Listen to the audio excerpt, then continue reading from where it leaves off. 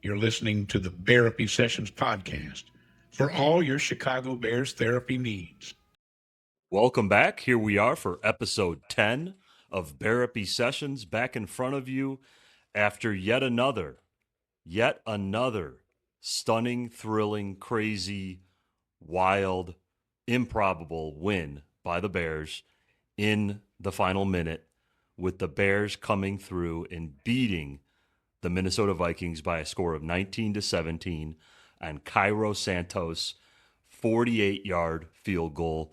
Redeemed himself from an earlier miscue, and I feel like I'm running out of words here at the start of every show because it's for the last 3, 4, 5 weeks now. It's been a lot of the same, just a lot of last-minute heroics.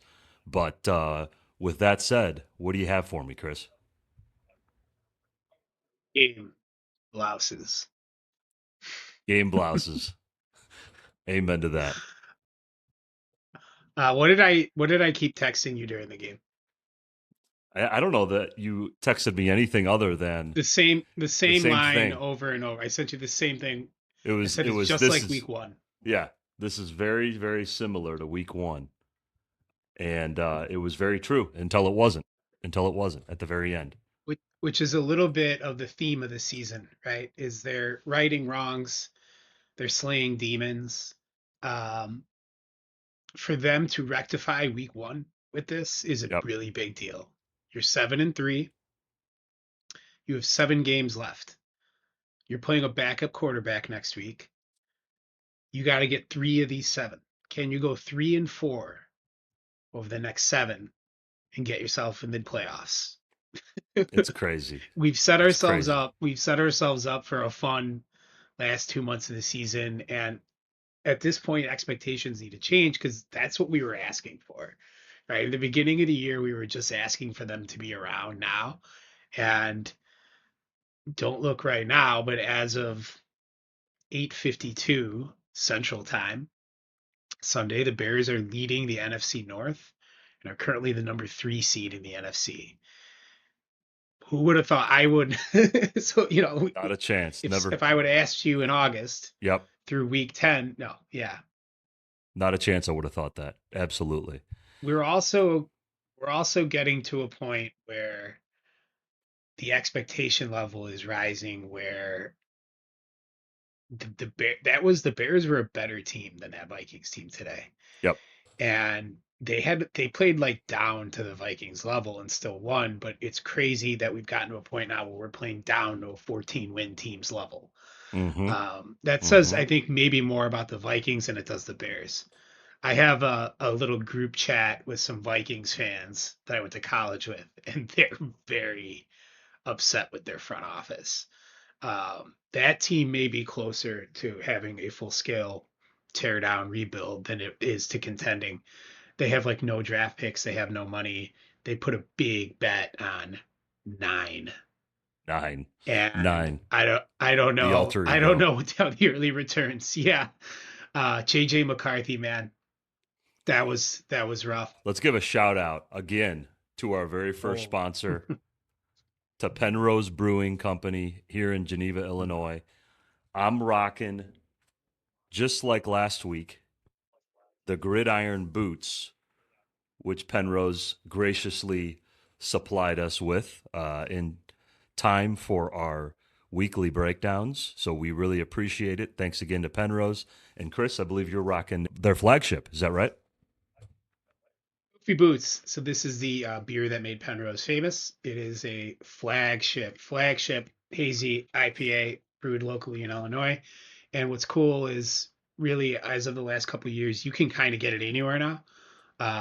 So any kind of Jewel you go to, Mariano's, grocery stores, it's kind of always there. And not a lot of those places are going to have a lot of like really good craft beer.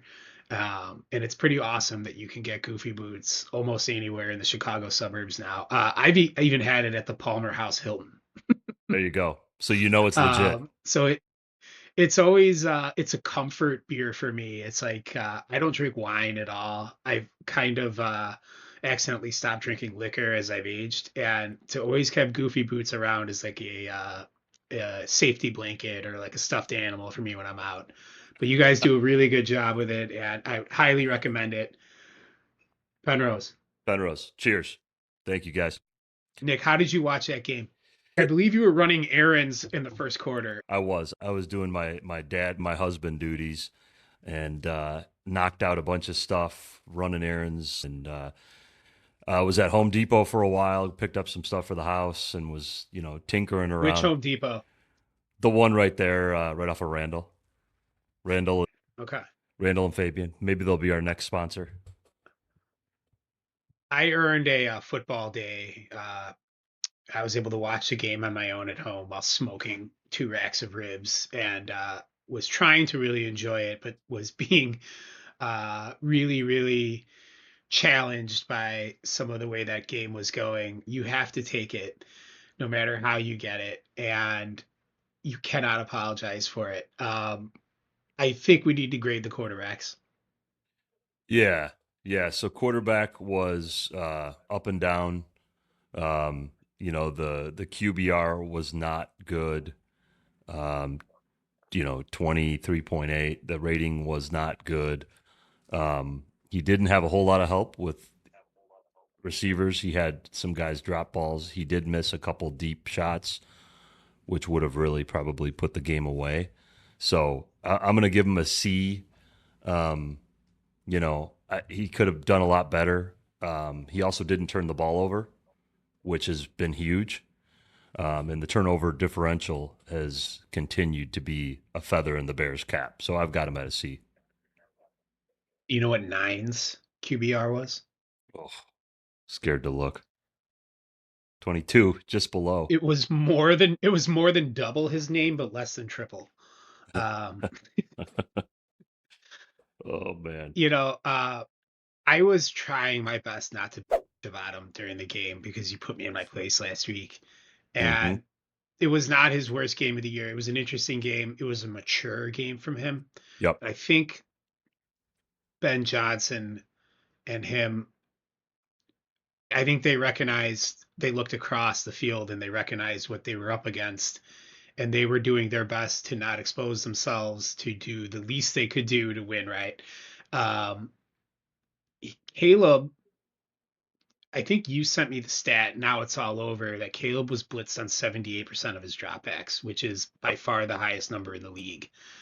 It's crazy. Minnesota needed that game.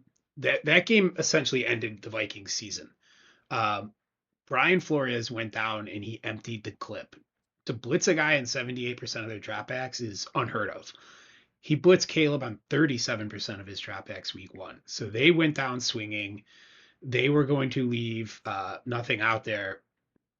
There was a handful of times that they threw into the blitz that rocked. There was a play that I believe he hit Burden on between like 2 blitzers. That was pretty sick. There was the one with Rome where he didn't get touchdown. Caleb, B minus. Running backs. I'm proud of you. I'm proud of you, Chris, for giving him a B minus. That's growth. That's real growth and maturity I from would you. tell you, Brian Flores, I like respect the hell out of that guy, and I'm terrified of him. Running backs. Running backs were good when you needed them to be good, and the running game I think was solid overall. DeAndre Swift had a surprisingly good game. He ran for Yep. 90 yards, had 4.3 yards per clip, and Caleb contributed 26, and Manungai contributed 23 and his touchdown. So nothing real flashy from Manungai. That touchdown run was super easy. The line was awesome. Congratulations on that touchdown run. Thank you. Just another big moment for myself and my family. They're notching it. They're notching it in their kitchen doorway like their kids' heights. That's right. Keeps rising. And so I thought DeAndre Swift was good. I mean, that last drive, that big punishing 9-yard run to get him down to the legitimate field goal range, that was big. So Yeah. I've got him I'll give him a solid B. I think that's fair. 39 for 140, 3.6 average. Not flashy, but you got the yards they needed. It's the best thing they did on offense. I gave DeAndre Swift a lot of shit earlier this year. Like, that guy has really, really made himself valuable in this offense. And Monungai's day of 12 for 23 does not look great in the box score, but all of those were gotta have it. They were Yep. like almost all first downs or touchdowns, and he continues to solidify himself. So it's a solid B. Um, they're punching well above their weight, and them playing well has contributed to like a little bit of a surprise season. So good on you guys, receivers. Yeah. So receivers, Rome didn't do a whole lot. He had 2 catches for 41 yards. Luther had 3 for 27. Not a whole lot going on. So I don't know. C plus. They didn't really do much. That's where I've got them. There's a couple of these games where the receivers' production is limited by the overall success and efficiency of the passing game, and this is one of them. You're only going to do so well when you have like 170 yards passing. The things that to notice is that Burden almost entirely supplanted Zacchaeus. Did you notice that? Yep. Yep. Yeah, the snap counts will come out tomorrow, but he has taken on that role as the third receiver. I think he had like 2 drops, but he's still a guy that the defenses have to account for. That's interesting. Um, DJ, I think, had a drop. He had like 1 catch and he bounced off his chest plate. He's There's a possibility he's not on the roster next year because they're gonna have to find some money. Tight ends. I'll go first real quick because I had it written down. I've been writing notes for these games now, Nick. That was Good Komet's job. best game of the year. Yeah. Absolutely. Easily. He really, and I think this may be by design, he's kind of been turned into the lead outlet for Caleb. When they're looking touchdown to check down, that check down is Komet, and he made a couple guys miss. He fought for yardage. He played really tough. He's had a couple pretty bad games this year, and he kind of needed that. And Loveland was good, man. he was really good. He Um, was really good. He needs to be fed. He Loveland, needs to be fed the ball. Feed that guy. it's possible by the end of the year that he's their best skill player. Yeah. He might be right now. He is ludicrously talented. He is the same height and weight as Brian Urlacher. Okay. And is like roughly probably in that same 40. And he moves differently on the field. He is like a true queen on the chessboard. And that fourth quarter catch on 3rd and 14 Huge. was not dissimilar from that Bengals play. Um, his hands are awesome. His radius is really pretty freakish, and the way marrying him with Caleb and his arm talent to attack the seams, may be a pretty big deal for this team for like a long time. Offensive line, Offensive line, I thought a similar story to the last few weeks. I thought they looked really good in the run game when they had some, gotta have it drives at the end of the game. They were able to wear down that Vikings front and just run the rock. And the rushing numbers bore that out and showed that they were able to just kind of stick to that, commit to that, and be productive. Some of the pass blocking wasn't great. You're going to have that, as we've talked about on this show, when you have a undrafted Canadian left tackle. You're going to have 78%, Nick. and you get blitzed 78%. So, I'll give him a B, maybe a B plus for hanging in there. Caleb only got sacked twice, which is pretty darn good when getting blitzed 78%. Not sure. Interesting. Uh, the point that I kind of thought about in that game, and especially last week on the grading, is one of the big signings and additions to this team that could have gone either way was Jonah Jackson. Yep. Jonah Jackson, man, that guy with Ben Johnson with the Lions was like showing up in like highlight tapes. He was so violent and throwing guys out of the club. He The Lions let him walk because in the same year they were getting ready to pay Sewell and Jameson, Williams, and all these guys.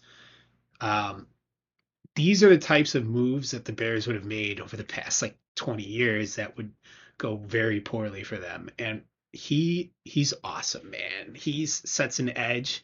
He physically looks exactly like Darnell Wright, which is crazy Yeah. that we have like two of these guys that we got him out of a lab.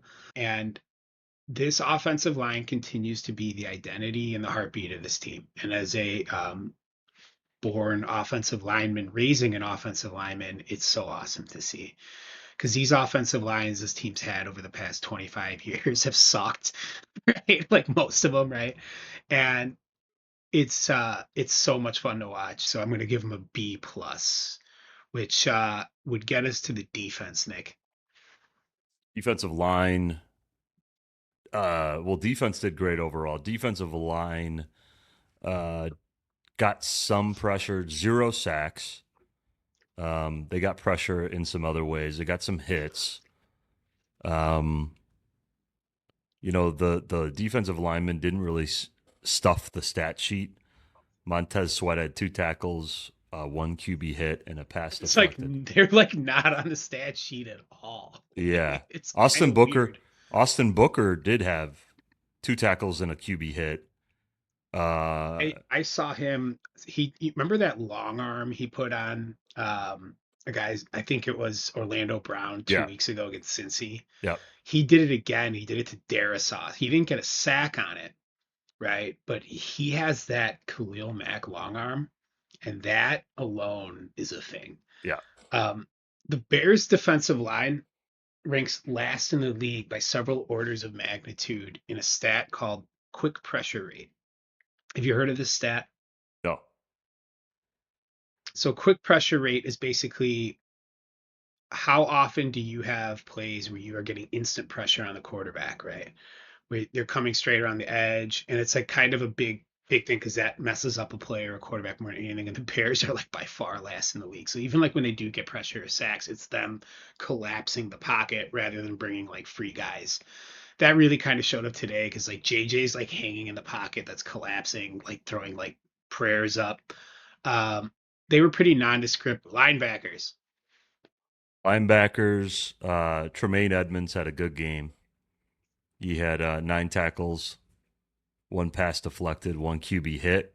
So, I mean, he continues his really strong campaign.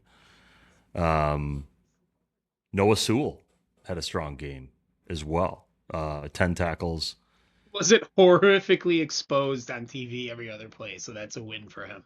Yeah, exactly. So, I don't know. They didn't make any huge plays or splash plays. I'd give them a B. Uh, they played pretty nondescript. There were no splash plays. They did their job. They really could use Edwards back, and I'm hoping that that is sooner rather than later. Having Tremaine Edmonds as their will and not having to worry about any kind of like signal calling or anything like that really makes him better.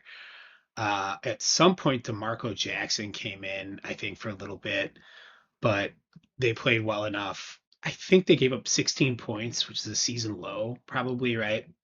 Um, they played nondescript to fine, so I give them a B minus. Secondary. Secondary was great. Secondary was really good. I'm going to give a Dr. Dog to Nashawn Wright. Nashawn Wright continues to make big plays at big moments.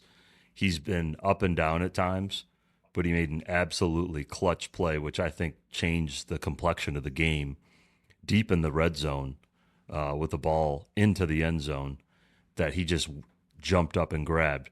So shout out to Nashawn. I know he's had a tragic loss with the passing of his college coach, which is just a horrible, horrible tragedy. What happened with his coach? I'd And like to talk about that for a minute. yeah, go ahead. So Nashawn Wright is an interesting player. He comes from like several practice squads, but he was a JUCO, a junior college football player. And I think my favorite football show ever is a show called Last Chance U. It's on Netflix, and I've Yep. been begging Nick to watch it for like years. Last Chance U is a documentary show on Netflix that tracks JUCO college football teams, and it is the most entertaining show in the world because like what people don't know about these big time JUCO teams is they're almost entirely littered with 5-star, like crazy high ranked football, like high school football players that almost all fail or get kicked out of their colleges. So it's like these incredibly combustible, crazy teams full of guys that end up being NFL draft picks. Like Jermaine Johnson was on it, Jonathan Franklin, who was a Bear, Nashawn Wright, a lot of them. In the first 4 seasons of that show, they had these two coaches that were like pretty big heads, one in Mississippi and one in Kansas. For the final and fifth season, they did Laney Community College in the Bay Area in Oakland, and the season ended up not being that good because the coach John Beam was like actually tremendous, like a really good guy. Yeah. Like he Yep. was like he was a really great guy in the show, and it actually created a less interesting, less dramatic show because you're like, man, this guy's awesome. This guy's a wonderful football coach, and he's like really helping these kids. Yep. And he got Nashawn, he got his brother in, like all these guys. He's an excellent football coach, and like he was like a really wonderful man. Like if there's something you can, there's like a GoFundMe for him, for his family or whatever. He was murdered this week, I believe, by a former student, something like that, something crazy. Um, but that's like an actual loss for the football world. Yep. That guy is a wonderful coach and has put players in the league. That sucks, and that's really a cool thing for Nashon to also, kind of put attention on that story and that program and kind of that system, because JUCO football, um, in that format really doesn't exist anymore now because of the transfer portal, right? Right. It Right. used to be that in college, if you wanted to transfer, you had to sit out a year. And instead of sitting out a year, all these guys would go play JUCO, and now they can go whatever, right? So these were kind of the last guys that did that. John Beam, God bless you, right? If there's a GoFundMe, something like that, or wishes, like that's a really terrible thing, and good on Nashon. Um, Yep. how many turnovers does Nashon Wright have this year? He has 4 picks this season. 4. Okay, so that's That's leading the league, probably, right? It's two. no, he's second in the league to his teammate Kevin Byard, Kevin right? Byard, who we should mention before we get off of the I'll get to secondary. him. Which is why the secondary gets an He's A. an All-Pro. Which is he's an All-Pro. Secondary gets an A. But again, Nashon Wright, awesome job. You're a Dr. Nick dog. Jalen Johnson practiced. He is now open the 21-day window to return. Nick, when do you think he's going to come back? Right. Oh, yeah. So when do you think he comes back, Nick? If I had to guess, I would guess in like 2 weeks. Do you think he comes back before Kyler? Yes, I do. I do think he comes back before Kyler. Probably a week before Kyler. So you would plug him in directly, and you would move Nashon to your fourth corner, right? You would have to. I think so. So you keep Gardner Johnson, but that's not a bad unit, man. Special teams. It's a tale of two ends of the spectrum with special teams today. You have really, really high highs. You have literally the game winner, and you have very low lows. Let's start with the lows. The kick return coverage continues to be a problem. That led to the Vikings' first touchdown. I think that might have been a punt return coverage, but either way, it's a problem. Cairo's consistency lately has been a problem. Yes, he ends up being the hero and was nails when you needed it, but man, him missing that 46-yarder really hurt you and really put a lot of added stress at the end of the game. So He got another game ball. yep. How are you gonna cut this guy? And then the last awesome play was Devin Duvernay, who also got a game ball, his 55-yard return, which was just absolutely huge. So really a tale of two different sides of the coin. I guess you split the difference and you give him a B. I don't know what to give him. I don't know how to grade it. You tell me. Um, so one thing I would say that Ben Johnson would learn from year one to year two in roster construction is that most offensive minded coaches, when they have their like final 53 out of camp, always lean towards like if it's between a receiver or a linebacker, they're always carrying the extra back or receiver or a tight end. And I think this team was overbalanced in some of the backups on offense, and that almost always manifests itself in special teams. It remains a problem. That being said, him hitting the gritty in the post game, That was getting the game awesome. ball is kind of sick, That was and awesome. that they may never be able to do it again. So like, good on you, Cairo Santos, for that. That was awesome. I complained about Devin Duvernay last week. I can not recall any play that guy has made all year. He ends up winning you a game.